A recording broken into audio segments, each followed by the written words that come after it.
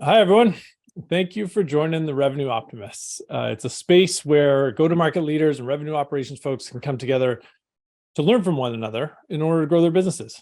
My name is Dave Nelson, and today I'm very fortunate to be joined by Adam Stewart, who is the Vice President of Go-to-Market Innovation at Introhive, and he's coming to us with, I think, over 25 years experience. So thanks so much for joining us, Adam. Thanks for inviting me. I'm happy to be here. Yeah, likewise. Do you mind telling us a little bit more about yourself and maybe actually what Introhive does? Yeah, you bet. So as you said off the top there, my name is Adam Stewart. I head up the go-to-market innovation team here at Introhive, and I've been with Introhive for about 8 years now. Introhive is a relationship intelligence platform that basically provides what we call client intelligence to our clients or our customers. And that identifies, scores, and maps all the relationships that a firm has with its partners, prospects, and customers, and allows people to find, win, and grow new business with that information, and ultimately pushes that information into CRM. That's amazing. And a ton that I want to dive into there. If you don't mind, maybe let's start with the way your team is structured. That go-to-market innovation, it's actually a title I hadn't heard before, but really like, because it sounds like it encompasses both RevOps, sales enablement, and then I think you said solutions consultants as well. Is that right? That's right. So it's probably one of those terms that has grown up as I've grown up with the organization and as SaaS has evolved. But you're absolutely right. It's revenue operations plus enablement, and then the solutions consulting and business consulting team. So the way that I like to think of it, it's essentially the people, the processes, the data, and the technology to support the go-to-market teams within Introhive along the entire customer journey. So it is bringing people together and talking about what the end goal is, right? So as we've moved into more of a account-based everything model now, you obviously have to have alignment right through from marketing to BD to sales and onward and upward, even down from the executive side of things. And so we need to look at how we categorize those targets. What segments do they go into? What firmographic information do we need to make decisions? And so we need to kind of map that entire customer journey out for that particular account. Yeah, I believe it. The company's been around for 10-ish years, and so we've gone through various different phases of establishing and finding that product market fit, establishing a customer base where customers are very happy with the product that we historically have delivered and the ongoing innovation of that product. But there certainly are firmographic attributes or elements of organizations that we've identified that we deliver a tremendous amount of value for, and so we basically put a big loop around those and say we want to find all the companies that look like this. So we've gone in and identified what those look like, and now we're not saying to a new rep, hey, you've got 400 accounts in the northeast of North America to go run at. You go figure this out. We're saying you've got 50 accounts that you're going to be running at. These are the 50. We're going to tell you some information about them because we've actually gone and learned about it. I want you to be working very closely with your marketing team and your BDR's team to attack those, strategize which ones are you have the best opportunity to win, and then pull in the rest of your flywheel as you go throughout.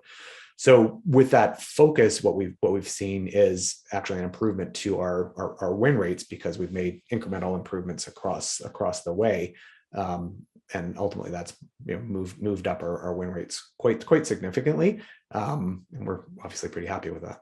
I bet. Yeah, I mean that's the whole goal. That's fantastic. So, what kind of tactics have you taken that you might recommend to any of the other listeners here? Yeah, so going back, it really is around alignment, and it could just be something as simple as naming conventions, right? Like you'd be surprised at the different people can read into when you talk about a target account or a focus account or a portfolio, right? It doesn't necessarily mean the same thing to everybody. So aligning on what the terminology means up front is pretty important, and then setting what those expectations should be for the other groups that are interacting with that set of data. Now, once we've got this account list, then we have to go and work it. And the working it piece requires us to have measurement to see what's working and what's not. So obviously that's a pretty solid RevOps function, is to understand who we're going after. Are we penetrating this market? Are we doing well? Are we running into, buzzsaws in certain areas? Is the velocity a little bit slower than others? So constant inspection of what's going on there, and not just allowing things to run for 2 or 3 quarters and see what happens, but looking at it, directionally, are the data points actually sending us in the right direction? Are we making those incremental improvements? Nice, fantastic. So I guess starting at how you're approaching those, is the RevOps team coming up with that list of the target accounts to go after, or is it collaboration with marketing or sales, or how do you start at that point? Yeah, so it's absolutely a collaboration, right? Because marketing and sales, but product as well, right? So product has a pretty big role here in determining product market fit and TAM and whatnot. So what are those firmographic elements that we're going to look at for companies? So geography, industry that they're in, size of firm, technology use, all those sorts of things. And then RevOps is going to go source that information from a variety of different places, whether or not it be a variety of data sources or going to industry lists, things like that. So that's where that list really kind of comes together in a collaboration. But then everybody needs to look at it and say, okay, are we talking about 12 customers here? Are we talking about 1,200? Are we talking about 12,000? Or are we talking about everybody out there? And if any one of those, whenever you land on what those lists are, you need marketing's buy-in, you need products buy-in, you need sales buy-in, and you need executive buy-in. That these are the ones that we're going to go after. I believe it. Absolutely. And so then once you've got that buy-in, once everyone's collaborated and decided that these are and what would you go after at a time? 50, 100? How many? Yeah, I think it depends on the capacity of your reps, right? And the size of your deals. So if you're typically selling, $500,000 deals, you probably don't want to have 30 or more opportunities on your plate, right? You want to have probably much fewer opportunities on your plate, maybe half a dozen or something like that. You got to look at your sales cycle length to be able to say this is how many they can handle in a quarter or in a year. And then you've got to do your funnel math to determine if that's the number of opportunities that they have. How many wins are we going to end up with on this side, and how many leads are we going to have on the other side? Okay. So and maybe I misunderstood, but that is basically the way you're going after every single account. It's not necessarily that you have account-based focus on your top 50 or 100, and then you have kind of more traditional methods across the 1,000 other companies you might be going after, kind of thing. No, I guess what I'm saying is there is a finite universe in terms of the number of accounts that we've chosen to go after as a business, and we will have a marketing layer to that is marketing to a specific subset of those accounts. Then you're going to have account executives that are putting together their plans around a specific smaller subset of accounts, right? Doing the research. Understanding what their competitors are doing, where we sold solutions to others, and then putting together that strategy along with their BD team to target them and them specifically. Okay, fantastic. And so any other tactics you can share for companies that are going down that same approach? That maybe, I'm assuming you've got your shortened list of companies you're going after. There's the outbound approach, all the tactics for going after the people who you sell to at those companies. How about from the marketing side? Any other ways or tactics that you've seen as successful to get in touch with those specific companies? Yes. However, I think a lot of that changes over time, right? As people's inboxes become pounded by too many inbounds, as people receive too many phone calls, those channels start to diminish in terms of returns. And if you're dealing with a set of accounts, you don't want to be just spamming them and having yourself removed from the radar or the ability to sell to them because they've basically marked you as somebody they don't want to talk to. So from a marketing standpoint, I think it's getting involved in things like industry events where those customers are most likely to be at, to do things like targeted, LinkedIn ads, for example, where you can really look at specific firms or firmographic data points to target your firms. Mhm. Yeah.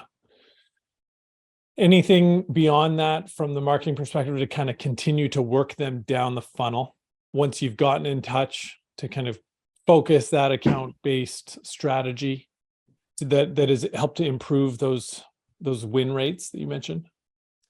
Yeah, I think you need to be able to bring them back to a person, right? Is you've marketed them to them, they've raised their hand and say, hey, I'm interested, or they've done some sort of behavior that gives you the indication that they're interested. That's when you need to make those connections with your BD team to have conversations with those individuals, and then run,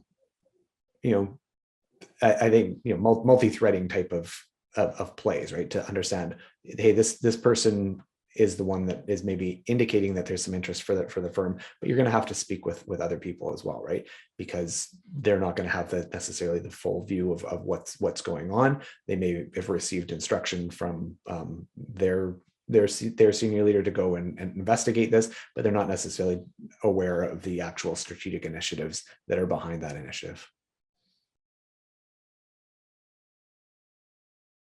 And how has that helped in your account-based strategy, account-based everything strategy, and what you were talking about before? And you're talking to one person and now maybe needing to talk to others. Maybe there's customers that have left their firm and gone somewhere else, so that represents somebody that we can tap as a potential future champion of ours because they were happy with the services that we provided later. It's looking at white space within an organization to say, hey, these are practice areas, or these are service lines that we have, where we have one relationship or one bit of business that we're doing with a customer. We could potentially be doing more by tapping those people that have the relationships, getting a warm introduction, and putting this in front of the right people.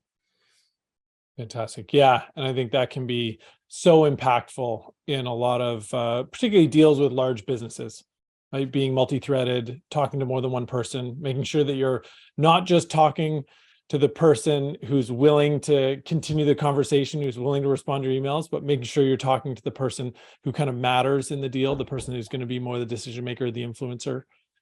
And absolutely. And I think the other thing from a sales strategy side of things is it's not just you having the relationships to multiple different peoples, because that is multi-threading, but you really need to have multiple people in your organization talking to multiple people in their organization. So sometimes it's just a matter of things like executive alignment, but also, that you probably have people within your company that, are responsible for things like, security, architecture, and scalability, or implementation and best practices and whatnot. And that might not necessarily be your sales team. Your sales team needs to be able to represent it. But if you can actually connect them with those experts to have those conversations, you can also utilize those people later on.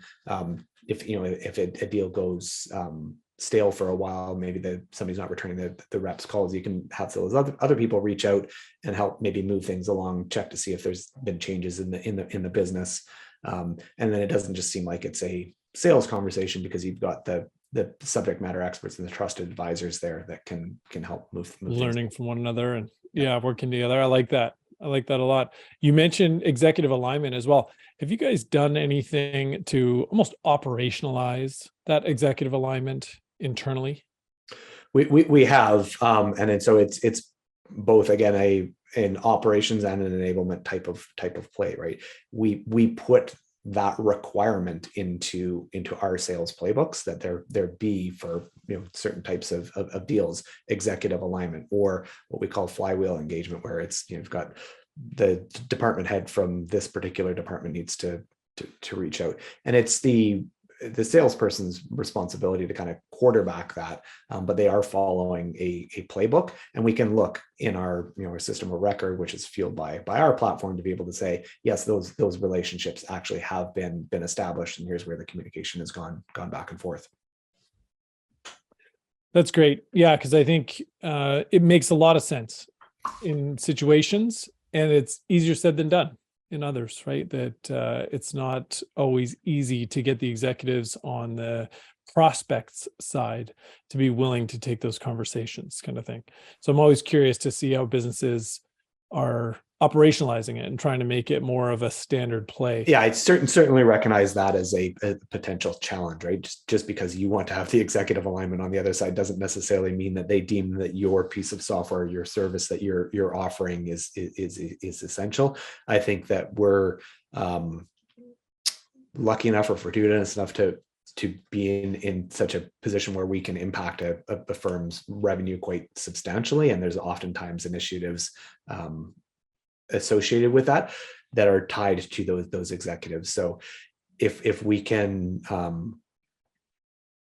make those connections between our executive and theirs, it's oftentimes